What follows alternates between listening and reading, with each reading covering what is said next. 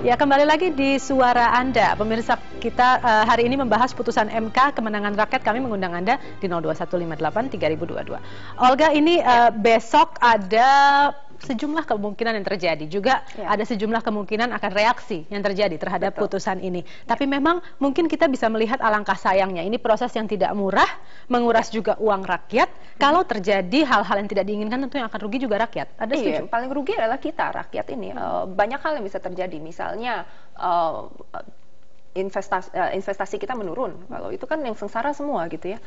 Kemudian juga ya kita terganggu lah. Ya, kalau tidak aman misalnya. Ya, tidak aman terganggu. Kita lihat tanggal 22 Jakarta sepi sampai 2 hari gitu. Padahal itu kan kita bisa lihat mungkin sekian banyak transaksi yang harus menguntungkan kita orang Indonesia, itu malah nggak terjadi karena ya semata-mata orang takut keluar rumah gitu ya. Tapi saya percaya sih besok nggak terjadi apa-apa, mudah-mudahan, karena saya yakin masyarakat Indonesia adalah masyarakat yang dewasa, masyarakat yang apalagi dengan begitu banyak peristiwa sejak reformasi, pemilu, terus kemarin ini kan pemilunya kayak 4 kali pemilu gitu, karena nggak kelar-kelar gitu kayaknya. Jadi pembelajarannya banyak sekali gitu. Jadi saya yakin masyarakat itu akan tenang, akan dewasa, akan matang, dan benar-benar menghormati apa yang disebut dengan Mahkamah Konstitusi. Gitu.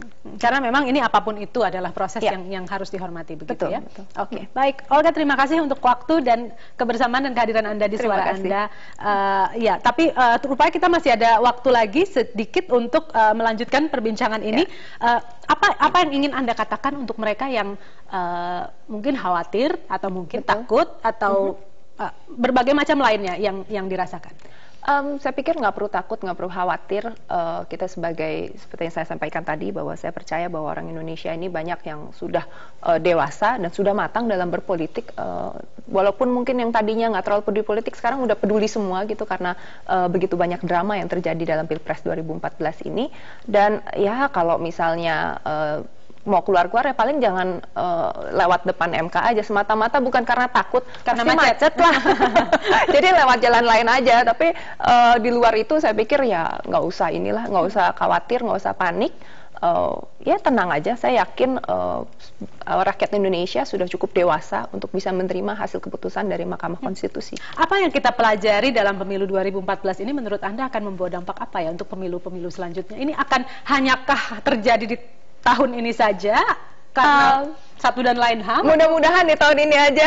Atau ini artinya mungkin kedewasaan berpolitik di masyarakat Indonesia, partisipasi politik yang lebih tinggi gitu? Iya, saya berharap sih drama yang panjang ini hanya terjadi tahun ini aja, tapi partisipasi masyarakat itu tentunya bertambah gitu, karena kita melihat bahwa kalau tahun-tahun lalu, apalagi baru pertama reformasi, itu kaget gitu ya terima demokrasi. Kita ngerasa bahwa demokrasi itu kita bisa bebas tapi duduk-duduk aja gitu. Tapi ternyata kan sekarang kita udah belajar, kita bebas tapi kita ikut kerja juga gitu, dan kita yakin apa yang kita kerjakan itu untuk kita gitu, untuk kita bersama gitu. Dan saya yakin di masa ke depan, di tahun 2019 nanti dan mungkin di pilkada-pilkada nanti, kita akan mendukung tokoh-tokoh yang benar-benar kita anggap baik, dan kita akan menyumbangkan apapun. Saya percaya nggak ada satu orang pun terlalu miskin untuk tidak bisa menyumbangkan apa-apa. Jadi pemilih yang rasional, betul. Apakah kita pelajari dulu apa yang kita pilih? Itu salah satu bagian dari dukungan kita ya. Kita pelajari dulu, terus kita bisa dari mulut ke mulut kita cerita tentang siapa yang kita pilih gitu. Jadi saya pikir ke depan akan banyak tokoh-tokoh yang bagus, yang niat kerja yang akan naik. Baik, kita dengarkan lagi, ada penelpon yang sudah bergabung dengan Ihsan. Selamat malam. Halo, selamat malam Pak.